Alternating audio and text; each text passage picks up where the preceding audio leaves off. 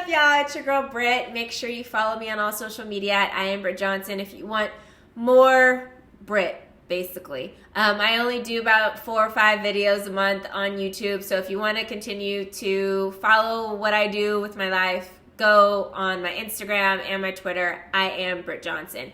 I am going to help you guys make some money real quick. We are ending the end of December, the end of 2020, and we need some money in our pockets to go into 2021, right? Because everything's going to be great in 2021, right? Yeah, let's hope so. This video is actually sponsored by Bovada. If you want to make some money sports betting, they have poker, all that kind of stuff on there as well. I am currently learning poker. Not the best, but I am learning because I'm going to steal all y'all's money soon playing poker. But I have a promo code. It is in the description box below, BRIT250BV. Use it. It will be $200 up to $250 towards you signing up, matching it. Put that money in the account and we'll match it to up to $250. Help you start on your betting journey so you can be rich like me. I ain't rich yet, but I'm getting there. I'm getting there thanks to Bovada. Somebody who is rich, though, that I'm going to be talking about today is your boy, the Greek freak, Giannis Antetokounmpo. He signed yesterday the most lucrative, massive, awesome, great contract in NBA history, $228.2 million over 5 years. That is $45,660 Wait, he's making so much money, I don't even know how to calculate it. $45,640,165 that he is making in a year, a season. That is over $500,000 a game. That is $11,595 that he's making per game minute. That's crazy. This man is getting paid, which now is like, okay, we are talking about a guy that is an NBA back-to-back MVP. He is also Defensive Player of the Year this last season, as well as winning the NBA MVP award, which only 2 other athletes have ever done in history, Michael Jordan and Hakeem Olajuwon. So, I mean, I get it. He should be getting paid the big bucks. But the Bucks also did not make it very far in the Eastern Conference playoffs last season when everyone predicted them to go all the way. So, they all recently it was released the highest valued NBA contracts. So, obviously, Giannis was put at number 1. And number 2, Russell Westbrook, Steph Curry, Anthony Davis, Klay Thompson, Tobias Harris, Chris Middleton, Ben Simmons, Paul George, and Damian Lillard. Now, what do these guys have in common?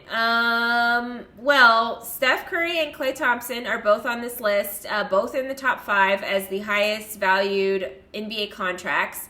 However, do we think that they're going to win a championship now? No, I don't think so. I think they took pay cuts when they wanted to win a championship. They were able to win 3 NBA championships with the pay cuts that they took.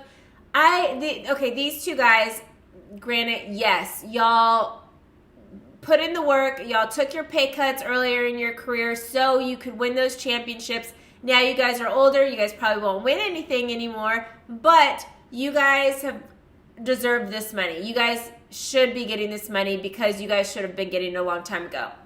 Those 2 guys get that pass on this. But we also now have another set of 2 guys that are on the same team, Giannis and Chris Middleton, who has a $177.5 million contract. I don't think these guys have been winning some championships to get this money, so they get paid. They got paid. I'm one of those people that think of a championship later. Don't worry about it. If it happens, it happens. Me, I'm trying to get my money. They got their money, but now I think they're in a position now where it's going to be even harder for them to win a championship because you can't win a championship with just two people. It is a team sport, you know? Like, you have to have a decent bench. You have to have a decent 1 through 5. You know, we can't just have a 4 and a 5 that are really good on a team and not have any point guard or whatever, or shooting guard or anything like that. So if you can't pay other players to be on the team, unless they want to be in a situation where they are willing to take a pay cut in order to play with you and win a championship with you, the Bucks could be crap out of luck when it comes to their championship dreams.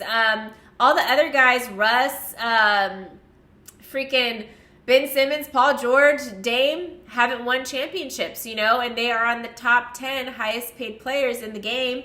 And they're in situations now where their teams can't necessarily afford to have another star player come in and help them win a championship. So they have to be blessed enough to be in a situation where somebody wants to take a pay cut in order to play with them, or they just should not care about winning a championship.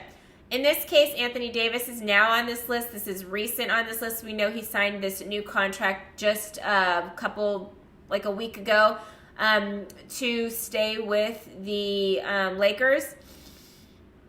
This is after he won a championship with the Lakers. And LeBron had already taken a pay cut in order to be on this team and bring Anthony Davis to this team. So if players aren't willing to take pay cuts, I don't see championships in futures, you know? And Paul George, luckily, is on this list. Kawhi's already got paid his money and stuff like that, and the Clippers still have a good squad, so hopefully that doesn't negatively affect us.